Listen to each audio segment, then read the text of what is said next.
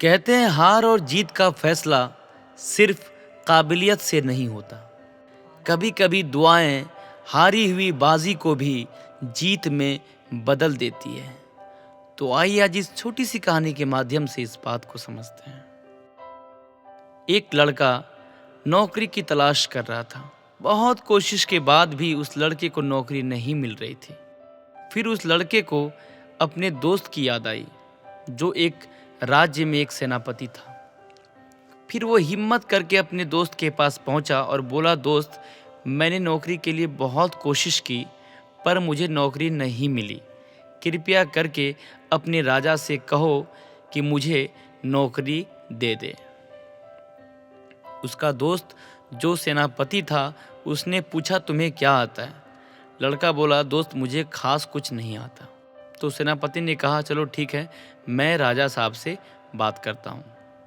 सेनापति दोस्त को लेकर राजा के पास पहुँचा तो राजा ने लड़के से पूछा, तुम्हें क्या आता है, क्या स्किल है तुम्हारे पास?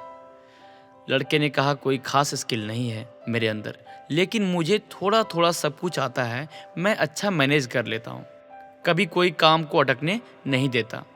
तो राजा ने बोला, ठीक है, इसे रख लो। चूँकि लड़का सेनापति का दोस्त भी था, इस कारण लड़के को काम पर राजा ने रख लिया। लेकिन उस लड़के को कोई खास काम नहीं दिया। थोड़ा बहुत छोटा मोटा काम उसे राजमहल में मिल जाता था और उसे कर लेता था और फिर वो अपने घर चले जाता। ऐसा कुछ दिन चला। एक बार राजा को लगा कि इस लड़के को कुछ काम देते हैं। तो राजा ने उस लड़के को कहा कि तुम्हें दूसरे गांव जाना है। उस गांव वाले ने मुझसे लोन लिया था और अभी तक वो पैसा अटका पड़ा है। मेरे पास उस गांव के सभी लोगों का कागजात पड़ा हुआ है। इसे लो और तुम जाओ और उस गांव से मेरा पैसा लेकर आओ। लड़के ने कहा, ठीक है, जाता हूँ मैं। लेकिन राजा साहब बताइए, जब मैं वहाँ से लौटूँ तो आपके लिए और क्या लेकर आऊँ? तो राजा ने हंसकर कहा, मेरे राजमहल में एक चक्कर लगा लो, जो यहाँ नहीं है उसे लेकर आ जाना। लेकिन इस लड़के के दिमाग में बैठ गया कि जो इस राजमहल में नहीं है उसे लेकर आना है। लड़का गांव की तरफ निकल गया और गांव पहुंचते ही सभी गांव के लोगों से कहा, मुझे राजा साहब ने तुम लोगों के पास भेजा है। तुम लोगों ने जो राजा का पैसा लिया है और अभी तक नहीं दिया, उस पैसे को मैं आज तुम लोगों से लेने आया हूँ। वह कागज़ लेके पढ़ने लगा, इस आदमी का इतना बकाया, उस आदमी का इतना बकाया। उस गांव के लोग बहुत गरीब थे। उन लोगों के पास ठीक से खाने के पैसे नहीं थे, तो वो लोग पैसे कहाँ से देते? सभी गांव वालों की आंखें नम हो गई। लड़का समझ गया कि गांव वालों के पास पैसा नहीं है और ये पैसे को चुका नहीं सकते। लड़के ने कुछ सोचा और फिर उसने गांव वाले से कहा, चलो, तुम लोगों का जो लोन था मैंने उसे माफ़ किया। और उस कागज़ जिस पे सभी गांव वाले के अंगूठे के निशान थे, उसे लड़के ने आग में जला दिया। ये देखकर गांव वाले खुशी से झूम उठे। गांव वाले को ऐसा लगा कि कोई फरिश्ता आ गया। गांव वाले ने उस लड़के को कहा, राजा साहब से कहना हम गांव वाले ने राजा साहब के लिए खूब सारी दुआएं भेजी है, बहुत सारा प्यार भेजा है। लड़का बोला, ठीक है, और वो वापस राजमहल पहुंचा और राजा से कहा, गांव वाले आपको पैसा नहीं दे सकते।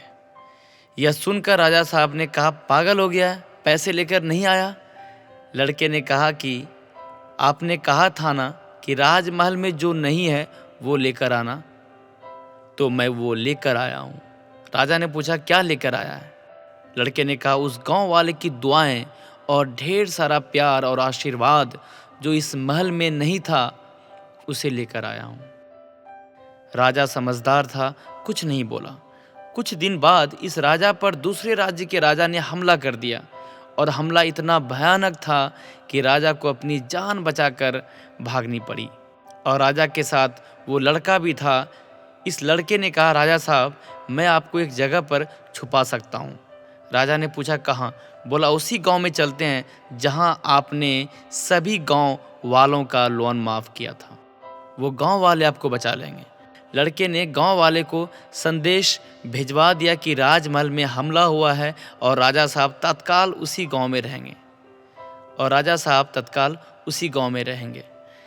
राजा के गांव जाते ही सभी लोग राजा को देखकर खुश हो गए और सारे गांव वालों ने राजा साहब का स्वागत किया और उन्हें सुरक्षा प्रदान किया। यह देखकर राजा साहब बहुत खुश हुए और गांव वालों को इसके लिए बहुत बहुत शुक्रिया कहा। हमला शांत होने के बाद राजा अपने राजमहल पहुंचा।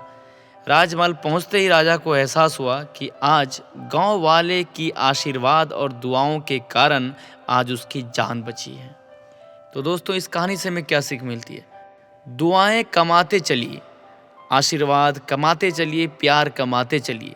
वो कहते हैं ना कि चमत्कार हो जाना, वो रियल में किसी का प्यार और आशीर्वाद होता है। ब्लेसिंग में बहुत ताकत होती है। अगर हम अच्छा काम करेंगे तो अच्छा अपने आप होने लगेगा। थोड़ा वक्त लग सकता है लेकिन चीज़ें आपके फेवर में होंगी। धन्यवाद। मैं अभी सूफी आता हूँ फिर एक नई कहानी को लेकर। कहानी अच्छी है। अगर ये कहानी आपको अच्छी लगी तो इसे अपने दोस्तों के साथ शेयर करें ताकि वो भी अपने जीवन में इस अच्छी विचार के साथ अपने ज़िंदगी में बदलाव ला सकें।